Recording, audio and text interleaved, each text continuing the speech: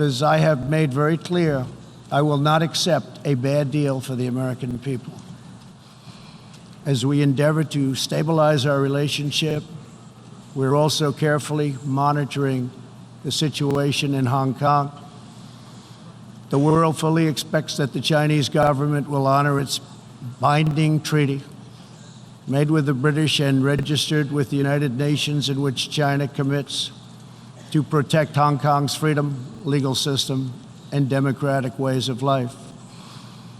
How China chooses to handle the situation will say a great deal about its role in the world in the future. We are all counting on President Xi as a great leader. The United States does not seek conflict with any other nation. We desire peace, cooperation, and mutual gain with all. But I will never fail to defend America's interests.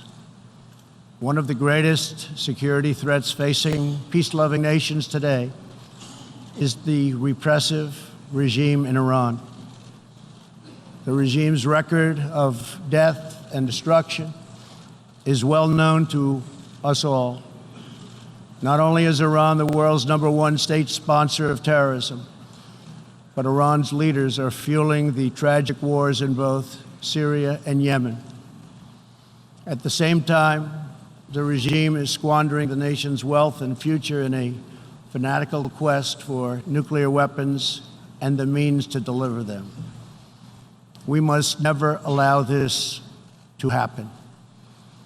To stop Iran's path to nuclear weapons and missiles, I withdrew the United States from the terrible Iran nuclear deal, which has very little time remaining, did not allow inspection of important sites, and did not cover ballistic missiles. Following our withdrawal, we have implemented severe economic sanctions on the country. Hoping to free itself from sanctions, the regime has escalated its violent and unprovoked aggression. In response to Iran's recent attack on Saudi Arabian oil facilities, we just imposed the highest level of sanctions on Iran's central bank and sovereign wealth fund. All nations have a duty to act. No responsible government should subsidize Iran's bloodlust. As long as Iran's menacing behavior continues, sanctions will not be lifted. They will be tightened. Iran's leaders will have turned a proud nation into just another cautionary tale of what happens when a ruling class abandons its people and embarks on a crusade for personal power and riches. For 40 years, the world has listened to Iran's rulers as they lash out at everyone else for the problems they alone have created. They conduct ritual chants of death to America and traffic in monstrous anti-Semitism. Last year, the country's supreme leaders stated Israel is a malignant, cancerous tumor that has to be removed and eradicated. It is possible, and it will happen.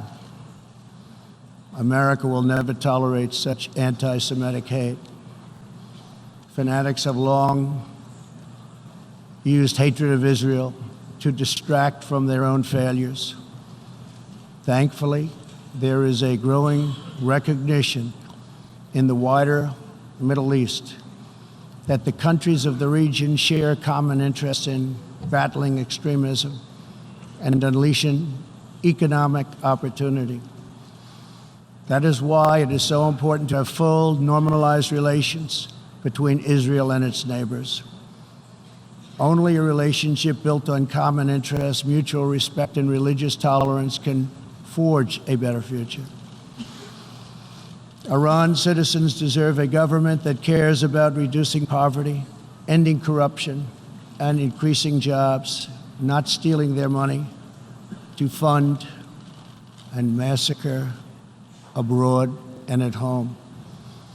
After 4 decades of failure, it is time for Iran's leaders to step forward and to stop threatening other countries and focus on building up their own country.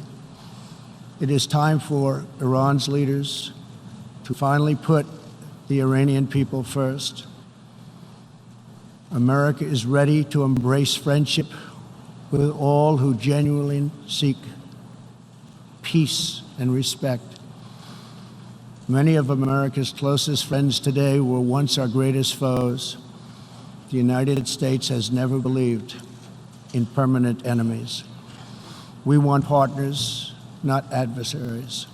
America knows that while anyone can make war, only the most courageous can choose peace. For this same reason, we have pursued bold diplomacy on the Korean Peninsula.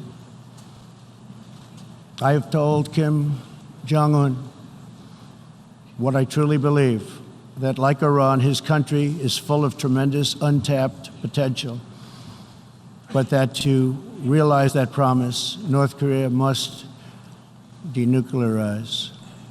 Around the world, our message is clear. America's goal is last. अमरीकी सदर अक़वाम मुत्तहिदा की general assembly से खिताब कर रहे थे। उनका कहना था कि चीन को आलमी तजारती तंजीम में शामिल किया गया। दूसरी बड़ी मईशत को बाज़ ममालिक को मुतासर करने की इजाज़त नहीं दी जा सकती।